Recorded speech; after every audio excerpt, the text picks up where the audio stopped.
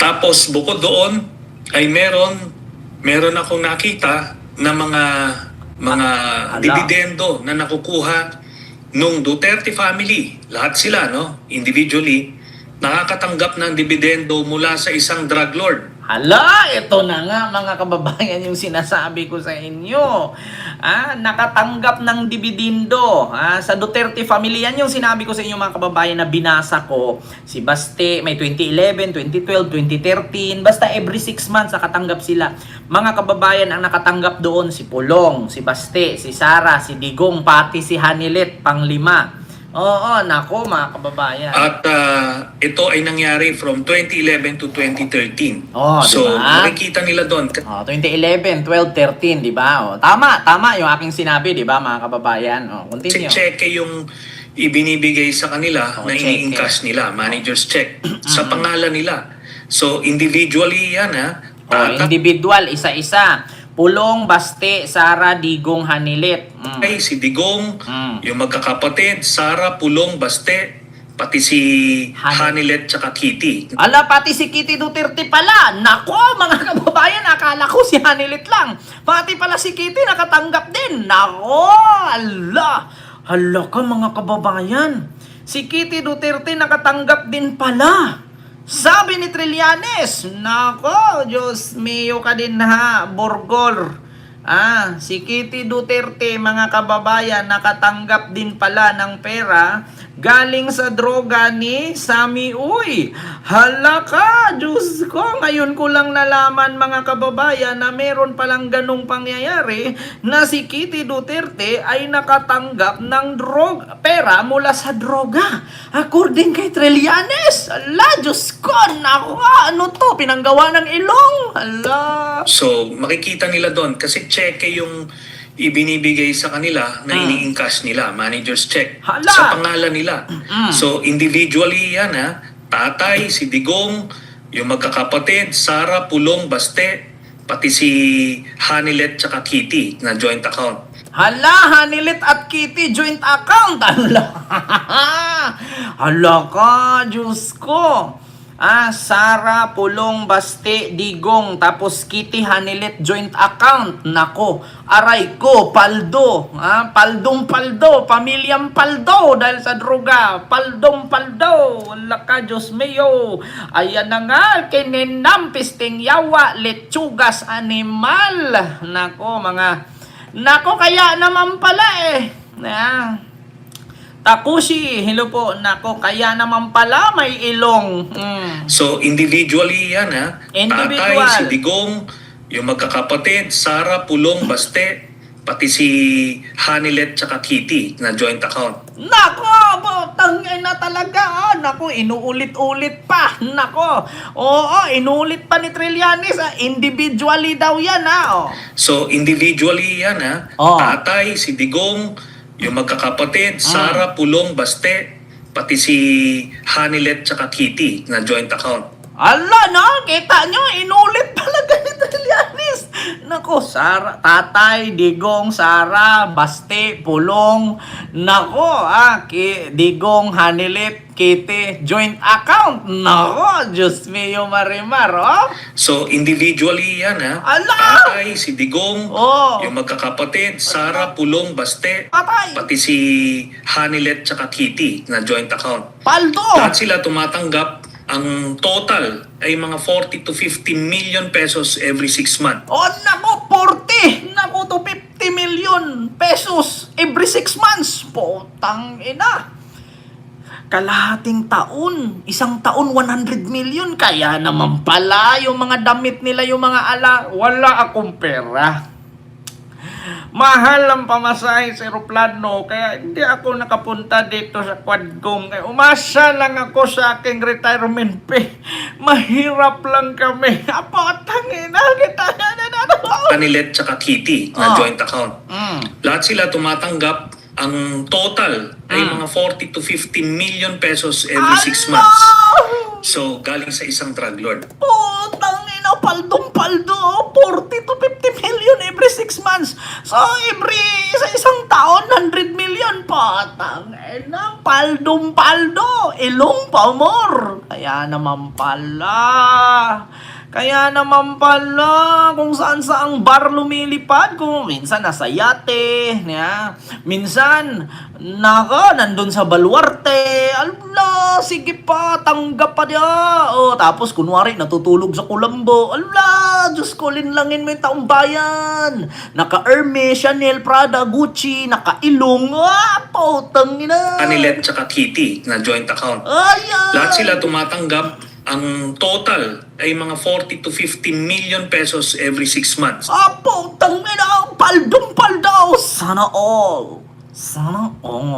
Nakapotang ina talaga. Paldong-paldo talaga mga kababayan. Kaya naman pala, ang tanong nito, Senator Trillanes, ilang taon yan? Ang tanong niyan, Senator Trillanes, ilang taon yan na sinusuplayan sila ng cheque na every 6 months? Paldong-paldo. So, galing sa isang drug lord. So, ito, pag lumabas Galing ito, sa isang drug lord. malalaman, hopefully, no, kung mulat talaga or bukas ang pag-iisip ng kababayan natin, makikita nila na talagang si Duterte ay nagpapanggap lamang na galit sa droga dahil siya mismo ay may kapartner na drug lord na nagbibigay sa kanila ng dividendo. Nako, nagpapanggap na wag mong subukan. Nasira ang buhay mo. My God, I hate drugs. Patang ina mo! Wag mong subukan. Nasira ang buhay mo. My God, I hate drugs. I hate drugs pero tumatanggap ka po. Tang ina mo. Diba? Yan po yung ang nakikita natin na mabigat na ebidensya na hindi nila mapapaliwanag. Bukod pa doon sa kung bakit sila magkakaroon ng mahigit 2 billion pesos na hindi nakadeclare sa SALN. Diba? Mahigit 2 billion ang naabot sa kanila. Kung 100 million isang taon, so, isang dekada, 10 years silang tumatanggap. Ilan sila? Basti. Ay, hindi. Si Sara at si Digong lang to 2 billion So, ibig sabihin mga kababayan, 10 years silang tumatanggap. Kung 100 million a year, kasi 50,000 every 6 months di ba, isang taon, 12 months? 100 million every year. So, ang mangyari dyan mga kababayan, maipon mo yung 2 billion na yan, 10 years. Di ba? Kasi 100 million times 10 is 1 billion. Nako. Diyos mio marimal. Eto na nga mga animal. Paldong-paldo Paano pa yung ibang kapatid? Kung si Digong at si Sara lang itong... At itong mga itong sila Sara at itong sila Digong, di ba? Yung buong pamilya nila, nagpapanggap yan sila na simpleng mga tao lang sila, kumakain sa karinderya, natutulog. Kumakain sa karinderya. Tapos natutulog saan? Sa kulambo. Natutulog sa kulambo. Wala namang lamok nun. Anong lamok mabuhay? Aircon. Biruin mo sa sobrang kasinungaling, nagkulambo pero naka-aircon. Ano yon yung lamok? Hindi mapapagod sa kakalipad. Kalamig-lamig, tapos nagkakulambo ka pa. Kita mo yan? Pero noon pa lang, nung mayor pa lang si Digong, bilyon-bilyon na ang pinagkakapirahan nila. Di ba? Bilyon-bilyon na. Pero ito pong si Attorney Dino De Leon, ang isa sa mga hamon niya ngayon kay VP Sara Duterte, pumirma na ng bank secrecy waiver. Ayan. Para makita na ngayon pa lang, sa tingin niyo po, tama lang, nararapat lang na pumirma na rin ng bank secrecy waiver? Ito mga kababayan, itong hamon ni Attorney De Leon, kung hindi papayag si Sara na pumirma, ibig sabihin may tinatago siya. Kung hindi talaga pipirma si Sara dyan sa bank secrecy waiver, nakalkalin itong bank accounts nila, 3 cords, ibig sabihin may tinatago siya. kung hindi siya pipirma. Kasi which is ganyan ang ginawa ni Digong. Anong kapalit, sir? Sampalin ko siya sa publiko, pipirma ko. Oh, sabi naman ni Trillanes, kung ganun man lang, payag ako magpasampal, basta pumirma lang siya. Itong si VP Sara Duterte? Nako, yan ang sabi ko sa inyo mga kababayan eh. Mabigat talaga si Trillanes. Trending in mother kids and Paldo toys. Alibaba.com, a leading B2B Nako. e-commerce. Ano kaya na naman palusot ng mga DDS dito na hindi totoo yan, walang katotohanan yan. Pero paglabas yan sa Quadcom nagkatotoo at doon sa bank records, lahat ng sinabi ni Trillanes ay nagtugma. Ano kayang palusot ng mga DDS niyan? Sasabihin na naman nila, binayaran kasi yung Congress po. Tangina talaga, binayaran na naman yung Congress. Nakatanggap kasi ng malita po. Tangina na naman, malita na naman ang dinahilan. Kung wala siyang tinatago, pipirmahan niya yan. Pero noon ko pa hinahamon niyang pamilya na yan. Ala! Oo, kita ninyo. Kung walang tinatago, pirmahan nila. Pero noon pa daw niyan hinamon ni Trillanes, gusto ko siya, pansampalin ko siya sa publiko. 2016, tapos habang presidente si Digong, kung maalala ninyo, si Duterte, inakusahan ako na meron daw akong foreign bank accounts. Sa Singapore, Tapos sa Hong Kong. pumirma ka agad ako noon sa waiver. Tapos hindi lang yun, ako huminto ron, dinala ko pa yung media doon mismo sa bank Singapore. branch na sinabi ni Duterte na meron akong foreign bank accounts. Kumbaga, I did what is humanly possible to disprove yung kanilang mga aligasyon laban sa akin. Hindi nga sumipot si Digong nun sa Dunya Vargas sa Pasig eh. Ang pinadala niya lang doon ay si Panelo. Di ba? Pero ito, kada hamon ko ay dinadivert yung attention. Ang pinakahuli nga, di ba yung nagkita kami sa Quadcom, pinapapirma siya ng waiver, hindi siya pumirma, gumawa ng eksena. Ando doon sa likod si Sara Duterte. Nanood. Na habang nagpresenta si Trillanes no ng slideshow. 1 minute lang po to, i-play ko lang. Tapos bigla ba namang sabi ni Digong, tapos sabi naman nung mga congressman, Senator Laila de Lima, are you okay there? Yes, I'm okay. And I'm pretty sure I'm okay. Yes, I'm okay. And I'm safe here, and I'm pretty sure okay. Tapos sabi niya, anong kapalit, sir? Sampalin ko siya sa publiko. Tapos sabi niya, wala akong pera, mahirap lang ako. Mabulala. Mga butigon, mga bulayog, mga bakakon, mga sinungaling. Mga DDS nood sa akin yan, tawang-tawa yan. Putang ina. Sinong DDS hindi tatawa dyan? Anong kapalit, sir? Sampalin ko siya sa publiko. Diba? Kutsara ko, ginto. Wala kayong ganito, mga DDS. Diba? Kita nyo yan? Ay, kasi iparinig natin dito. Kasi marinig niya. Anong kapalit, sir? Sampalin ko siya sa publiko. Ito Digong. Sampalin. Sa publiko. Sa publiko. Wala naman. Ngayon. Ngayon. Sa publiko. Hindi. Wala naman. Ngayon. Wala pong ganunan. Sasampalin ko sa session suspended. Session suspended.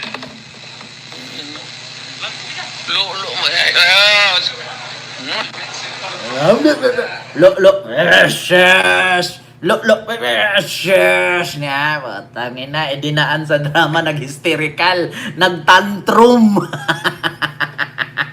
Ano kapalit, sir? Tampalin ko siya sa publiko. Wala kaming pera. Mahirap lang kami. Do you think I cannot accumulate even 5 billion? Parang ang liit naman ang tingin ninyo sa amin. Will the former president be okay that if we draft the waiver now, Ayan. that it be signed today instead of tomorrow? Will you be fine with that, Mr. President? Anong kapalit, sir? Hindi. Sampalin ko siya sa publiko. Patapang-tapang ang puta, di na nga makatayo. Chairman, sampling ko sa Sa politiko. session suspended. Session suspended. Lulo mo. Sos! Yan mo si Dilima, oh. Sabi ni Dilima sa kanya, oh. Stop it! Stop it! Tahimik si Digo. Sabi ni Digo, sabi ni Dilima, stop it. Stop it! Tahimik lolo nyo, no? Oh, yan ang brave woman. Tingnan nyo. Order please, order. Stop it! Sabi ni Dilima. Will the former president be okay that... Diba? Anong kapalit, sir? Hindi, Sampalin ko siya sa publiko. Tawang-tawa si Trillanes, oh. hindi, wala naman. Wala pong ganunan. Chairman, Ayun na, si sampalin Tri. ko sa Chairman. Tawang-tawa si Trillanes. Session suspended. Ayun, sampalin mo ko, putang ina. Ilang Armalite binibit-bit ko. Lulo mo. Halika.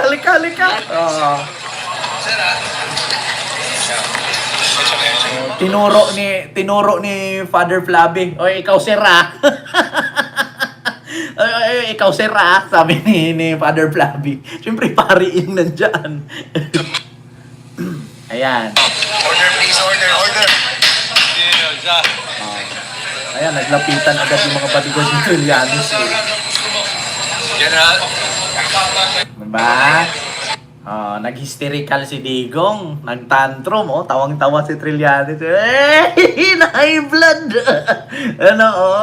High blood! Diba? Kita ninyo, ganyan kasinungaling si Duterte. Ngayon mga DDS, magpakabulag pa rin kayo? Magpakabungol pa rin kayo? Napakasimple lang kung talagang may bayag si Digong, simple lang yan. Pirmahan mo ang waiver. Buksan ang bank account kung wala kang tinatago. Pero bakit ang daming dahilan? Mga DDS pakisagot, napakasimple. Waiver lang yan eh. Kung wala kang tinatago, ba't ayaw mo ipakita? Diba? Amo ko sila. Andrito na sila. Pakita nila sa mga supporters nila na talagang bulag na bulag ang pag-iidolo sa kanila. Pakita nila na maayos talaga sila. Kaso nga hindi nila gagawin yan kasi alam nilang totoo yung sinasabi ko. Ayan. Kaya regardless, umirma siya, hindi, ngayon ay malalabas na yan dahil sa impeachment. Ano ka palit, sir? Sampalin ko siya sa publiko. Ayan, lalabas na yan. Lalabas na! Putang ina. Siyempre, hindi naman pipirma si Digong kasi mamamatay na yun sa dahig, di na makauwi. Tay, happy birthday! Diyan ka na lang. Tay, happy birthday! Diyan ka na lang. Kaya, sa totoo lang, eto ngayon ang tanong. Kung hindi si Sara pipirma, ibig sabihin may tinatago siya. Ngayon ang tanong, paano kung hindi siya pipirma? Kakalkalin pa rin yan mga kababayan. Kasi bakit? Kung hindi si Sara pipirma, nandyan ang AMLAC. Nandyan ang AMLAC, mga kababayan. Naalala ko nga yan, Sentry, dahil ako nagko-cover. Oo. Pumayag ka pa nga magpasampal, di ba? Di ba? Yes, oo. Alam mo, Sandro, di ba nung una ko nilabas yung bank accounts, I remember, ando doon ka nung nag-press Sa ko na ko. Ortigas yan di ba? Sa Ortigas yan. Oo, Sentry. sa Ortigas. Tapos, itong sa Quadcom, yung sasampalin daw ako, pumayag ako, sige, sampalin mo ako, pirma ka lang. Hindi pa rin. Diba? Kaya siguro naman, dun lang sa medyo bukas ang pag-iisip, maliwanag ito na tinatago nila yung kanilang pangungurakot. Diba? Yun lang. May mga kababayan kasi tayo na Tanga. talagang Tanga. siguro kahit Pakain mo bumaril tae. ng tao sa gitna ng EDSA itong Duterte family, Duterte pa rin sila. Oo. Pero wag nyo kami idamay dyan sa ninyo. Sa inyong pag-iidolo kay Duterte kasi Sasabihin na naman to ni Trillanes ngayon si Duterte hindi santo. Demonyo yan, hindi santo. last time na ginawa yan, nadama yung buong Pilipinas Tapos ngayon, kay Sara Duterte, kahit nakikita nyo naman kung ano ang mga problema ni Sara, ano pa rin, humahanga pa rin sila. Si Boy, Noah Evangelio, sabi niya Boy Sueto. Sino po ba? Si Trillanes o ako? Kung ako pasabihin, yes, araw-araw ko pa naman nanonood sa politics, araw-araw ba naman ako nagko-content ng politics, malamang masisweto ako. Pero, ang advantage po ng pagiging sweto ay alam kung ano yung mali. Kasi, hindi kami DDS. Tingnan yung mga DDS kahit itambak nyo na sa kanila yung katotohanan, bulag, bobo, bingi, tanga pa rin sila. Alam nyo yung mga DDS, boy sweto, boy kanin, boy trililing, ganyan yan sila, ganyan ang reaksyon. Kahit isampal mo na sa pagmumukha nila, isangal mo na sa bunganga nila, hindi na sila makahinga. Kahit ipalo-palo mo pa sa kanila, bulag pa rin sila. Grabe yung mga DDS, no? Buti mga DDS, may future pa ang anak ninyo. Ang sweto, ibig sabihin po, no, expert, no, ibig sabihin yan yung sweto, alam ang lahat. Ito mga DDS, buti nabuhay kayo sa pang-araw-araw ninyo, no, na mga bubo naman kayo. Hindi ko kayo in-underestimate kasi matagal na kayong underestimate. Matagal na kayong ganyan.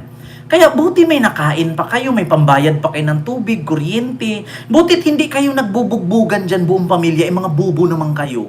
Diba? Buti may mga DDS na... Di ko lubos maisip na bakit ang mga DDS nag-sustain na alam mo namang bobo sila. Diba? Nakakapagtaka lang yung bobo na buhay pa. Yung bobo may nakain pa. Diba? Diba dapat mamatay na kayo isa-isa, magpataya na kayo kasi mga bobo kayo? Diba dapat kapag bobo ka na DDS, alam mong basa yung kamay mo, ihahawak mo sa saksakan, tapos isaksak mo sa kuryente. Diba dapat na kuryente ka na? Oo, nakakapagtaka lang bakit may bobo pang nag-exist, no? Diba? Dapat yung mga bobo na mamatay na yan eh. Dapat yung mga bobo buburahin na yan sa Pilipinas. Kung meron lang talagang batas na kapag bobo ka, patayin ka, maraming namamatay. Hindi kami papayag. Hindi rin ako papayag na idamay nyo ulit yung buong Pilipinas niya sa ano ninyo. Kabubuhan. Idolatry ninyo. Nako, speaking of idolatry nga, no, Sentry, anong reaction kaya natin doon sa latest survey na bumabaraw yung bilang ng mga Gen Z na sumusuporta dito sa ICT? Utang ina, nung bumaba yung bilang ng mga Gen Z, bumaba ang bilang ng mga senior na naniniwala. Si Probe kay dating Pangulong Duterte. Iyan kasi bunga ng ano yan ng propaganda war, no? Aminado tayo na ang mga Duterte ay talagang naikamada nila na maayos yung social media machinery nila. Paano hindi maikamada? Ikaw ba naman magbayad ka ayon sa pag-aaral ng Oxford? 10 million, 'di ba? 10 million. Diyos ko, kung si Epstein nga, si Jeffrey Epstein, dito nga kumuha sa Pilipinas ng trolls para linisin ang pangalan. So, hindi na tayo nagtaka. Si Jeffrey Epstein, no, sa Amerika, na kilalang abuser, dito sa Pilipinas, kumuha ng trolls para linisin ang kanyang pangalan. So, hindi tayo magtaka na may ganyan ang mga DDS. Diba? Kaya nakita nyo, di ba? Kaya nga siya naging presidente dahil kaliwat ka ng fake news yung kinalat nila tungkol sa kanya na positibo, tapos kaliwat ka ng negatibong... Sir Antonio Escalar, hello po. Mga fake news ang nilalabas kay, sa mga kalaban. Hindi lang kalaban, Sentry. Ultimo, ang mga Duterte na fake news na din, ang mga DDS, di ba? Ito yung ito yung tawag dito mga kababayan, ito yung consequences ng pagiging fake news. Ang pagiging fake news kasi, kapag hindi mo yan makontrol at masubrahan ka, ultimo sarili mo mapi-fake news mo na. Bakit?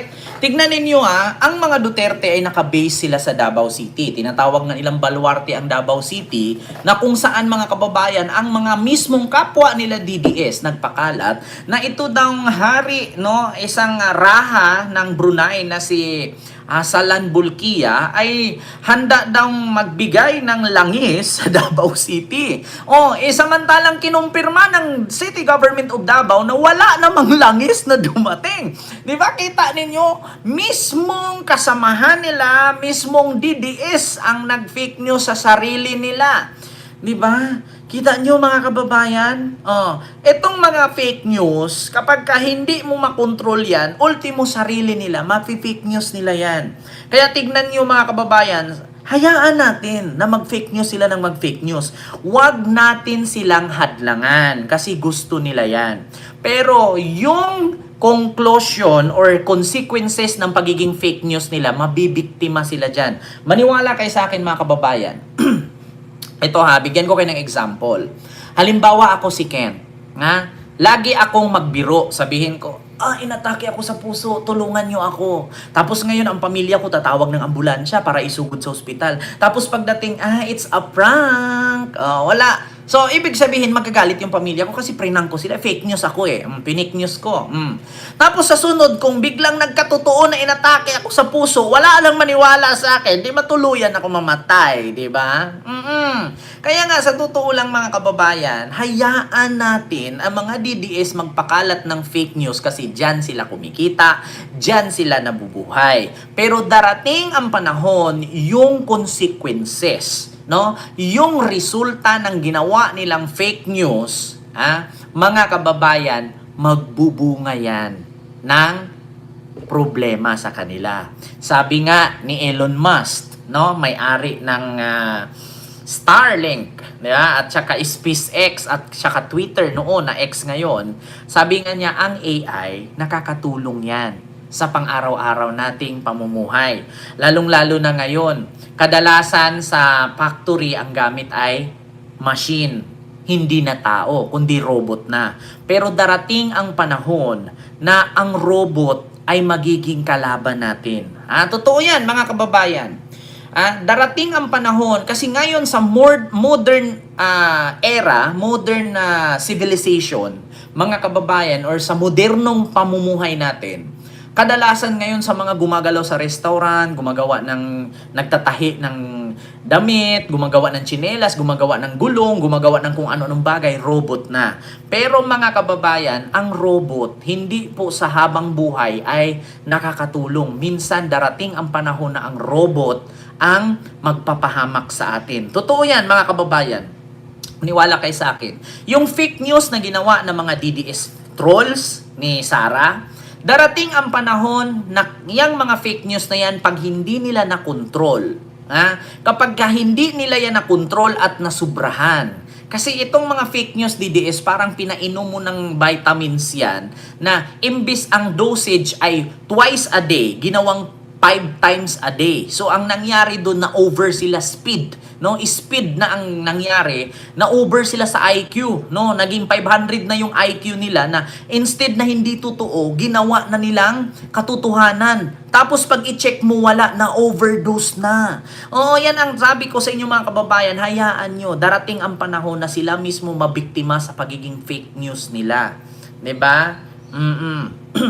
So, yun po yun, mga kababayan.